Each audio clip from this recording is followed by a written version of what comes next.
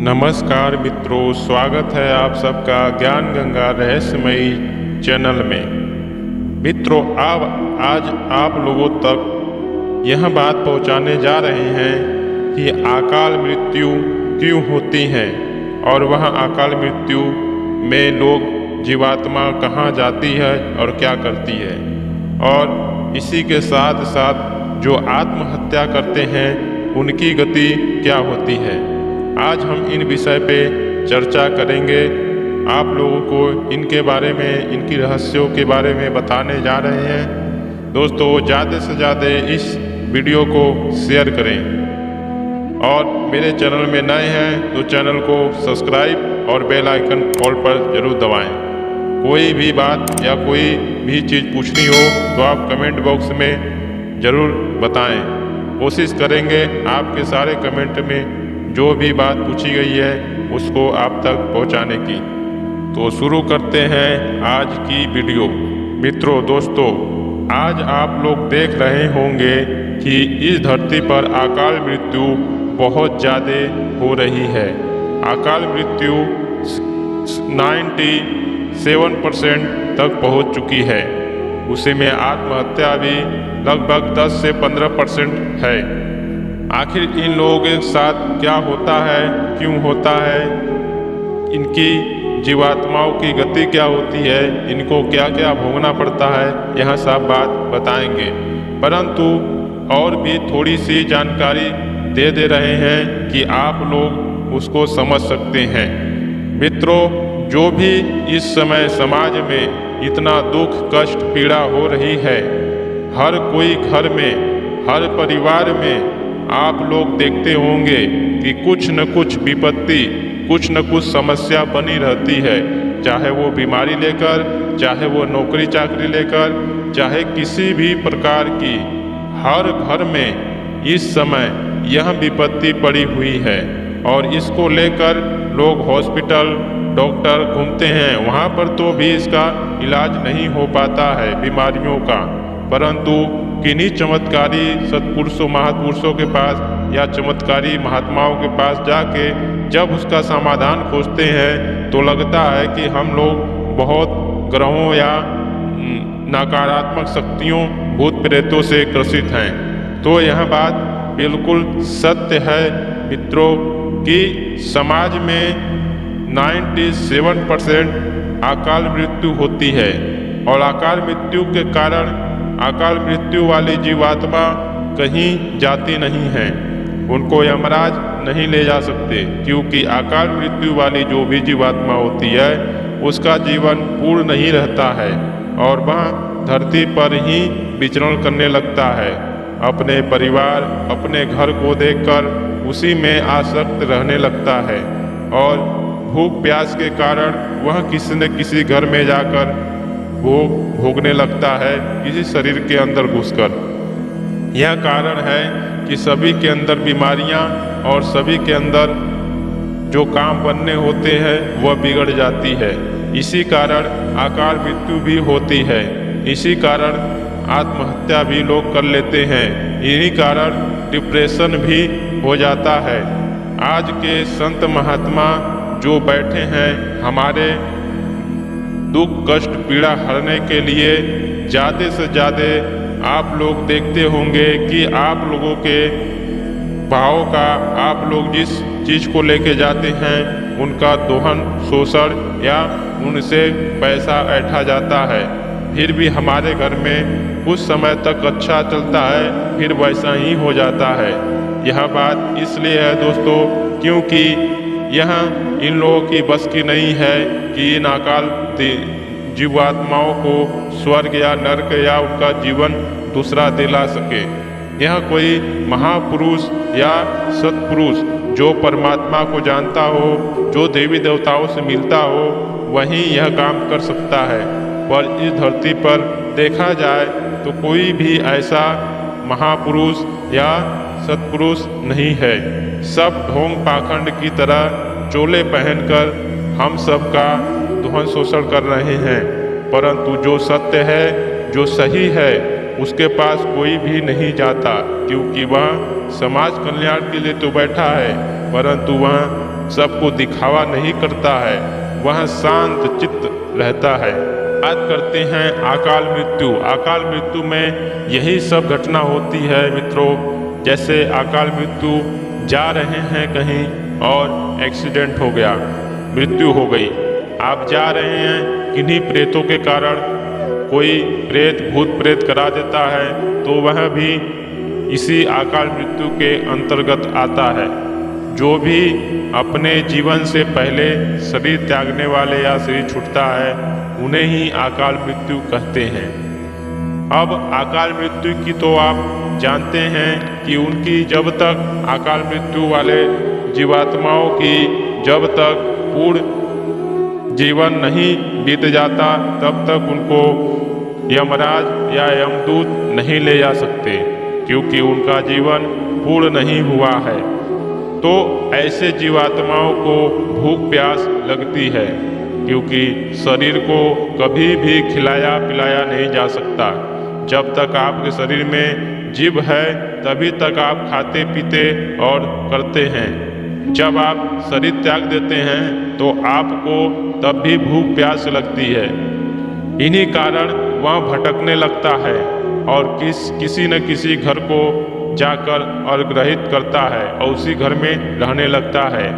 आज पूरे देश में, भारतवर्ष में लगभग हर घर में 10-5 भूत प्रेत हर घर में होते हैं। शायद 2 या 3% लोगों के घर में नहीं होंगे, परंतु ऐसा कोई भी घर नहीं है जहाँ पर हो ना, ऐसा कोई हॉस्पिटल नहीं है जहाँ पर हो ना, ऐसा कोई तीर्थ स्थान नहीं है जहाँ पर यह सब हो ना। इस धरती पे मनुष्य से ज़्यादा जीव भूत प्रेत बन के घूमते हैं। यही कारण है कि अकाल मृत्यु से जैसा भी मृत्यु हो, चाहे वह पेड़ से, चाहे वह एक्सीडेंट से, चाहे किसी भी कारण से बीच में शरीर छूटी गई, उन्हें अकाल मृत्यु कहते हैं। अब बात करते हैं हम कि जो आत्महत्या करते हैं उनके साथ क्या होता है। तो मित्रों, जो आत्महत्या करते हैं उनकी इनसे बड़ी दुर्गति होती है, क्योंकि आत्महत्या करना महापाप भी कहा गया है। हमारे गरुड़ पुराण, हमारे शास्त्रों में भगवान श्री रामचंद्र जी ने भी कहा है और भगवान श्री कृष्ण जी ने भी कहा है, और गरुड़ पुराण में भी इसका उल्लेख है कि आत्महत्या करने वाले व्यक्ति का कोई भी समय करे, उसका आत्महत्या करने के बाद 10,000 वर्ष वह धरती पर प्रेत योनि को भोगता है, क्योंकि वह जानबूझकर अपने शरीर को छुड़ाया है। क्योंकि किसी भी व्यक्ति को शरीर पर अधिकार नहीं है, ये शरीर किराया है, ये शरीर हमको किराए पर मिली हुई है। परमात्मा ने हमको ये शरीर दिया है, तो इस शरीर का भाड़ा भी देना पड़ता है। परंतु यह बात कोई नहीं जानता कि इस शरीर से हम निकल जाएंगे तो इसका किराया कैसे देंगे। यहाँ भूल जाते हैं कि यह शरीर किसी का नहीं है, परमात्मा ने आपको दिया है किराए के तौर पे, रहने के तौर पे। आप इस शरीर का इस्तेमाल कीजिए, लेकिन अपना कर अपने अधिकार मत जमाएं। इसी कारण जो आत्महत्या करते हैं उनकी दुर्गति 10,000 वर्ष तक प्रेत योनि में ही बिताना पड़ता है। तब उनको यमदूत आकर ले जाते हैं और ले जाने के बाद उनको नरक मिलता है, और नरक के बाद फिर उनको 84 लाख योनियों में डाल दिया जाता है। 84 लाख मतलब 84 लाख में जो भी पेड़ पालव कीट पतंग सब आते हैं, वो सब जीव शरीरधारी बनेंगे।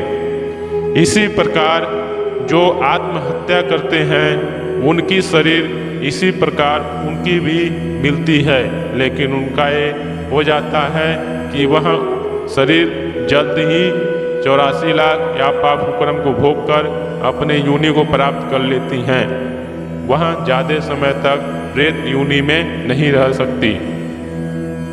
और इसी के साथ मित्रों, यह बात भी बता देना चाहते हैं कि इस समय यही कारण है कि हर कोई के घर में, हर किसी के घर में विपत्ति, क्लेश और बहुत सारे दुख तकलीफ है।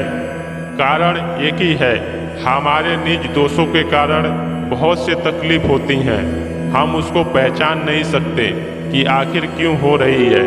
हम उनको कभी कहते हैं डॉक्टर को दिखाओ सही हो जाएंगे, इनको दिखाओ सही हो जाएंगे। तो दोस्तों, डॉक्टर को दिखाओगे, दवा खाएंगे तो उससे भी आपको आराम थोड़ी बहुत हो जाएगी, परंतु उसकी जगह पर दूसरी बीमारी उसी दवा के कारण हो जाती है। क्योंकि प्रेत वाली जो भी आपको दुख दर्द है, जो भी बीमारी हुई है, वह उसी के हिसाब से इलाज किया जाएगा तो होगा। वो दुआ की ज़रूरत पड़ती है। दवा तो आपको जब ऐसा कुछ भी नहीं है तब प्रयोग करना पड़ता है। परंतु आज के समाज में देखिए, धरती पर ज़्यादा लोग लूटपाट हर प्रकार से कर रहे हैं। कोई भी सुख शांति नहीं चाहता किसी का भी। आप अच्छे राह पर हैं, अच्छा आपका वृद्धि हो रहा है, तो कोई न कोई आप पर आँख लगाए देख रहा होगा कि कब इसको चांस मारे कि यह गिरे नीचे। दोस्तों, यह सब कारण यही है कि आज हमारे समाज में दुख कष्ट पीड़ा बढ़ गई हैं। अगर कोई व्यक्ति यह चाहे कि इसको निवारण कैसे करें, तो उसकी भी हमारे ग्रंथों में पहले से ही निवारण लिखा गया, बताया गया है। परंतु यह कोई करना नहीं चाहता, इसलिए कष्ट पीड़ा में बने रहते हैं। अगर दोस्तों यह सब आप जान लेंगे तो आप कहीं पर भी घबराएंगे नहीं। कहीं जाएंगे तो वहाँ पर सब कुछ पता अपने आप चलते जाएगा। आज संत महात्मा सभी बैठे हैं, लेकिन उनको क्या बताएं। वो बनते हैं कि हम सब कुछ जानते हैं, हम ही ग्रंथ के रचयिता हैं, हम ही ब्रह्मांड के रचयिता हैं। सब अपनी विद्वता में फूले पड़े हैं, परंतु सच्चाई तो यही है, जिसने परमात्मा ने इस सृष्टि को रचा है तो उसने एक विधान बनाया है, सिस्टम बनाया है। सरकार एक सिस्टम बनाई है और सरकार के सिस्टम में आप चलोगे तो आपको कोई भी विपत्ति आ नहीं सकती। यही कारण है कि आज धरती पर हर कोई अपने आप को बड़ा कह रहा है, परंतु इसका परिणाम क्या होगा यह कोई भी नहीं सोचता। दोस्तों, अगर मेरी वीडियो अच्छी लगी हो तो इसको ज़्यादा से ज़्यादा शेयर करें और लाइक करें, कमेंट करें, सब्सक्राइब करें। मिलते हैं दोस्तों किसी दूसरी वीडियो में, तब तक के लिए जय श्री कृष्णा, जय श्री राधे।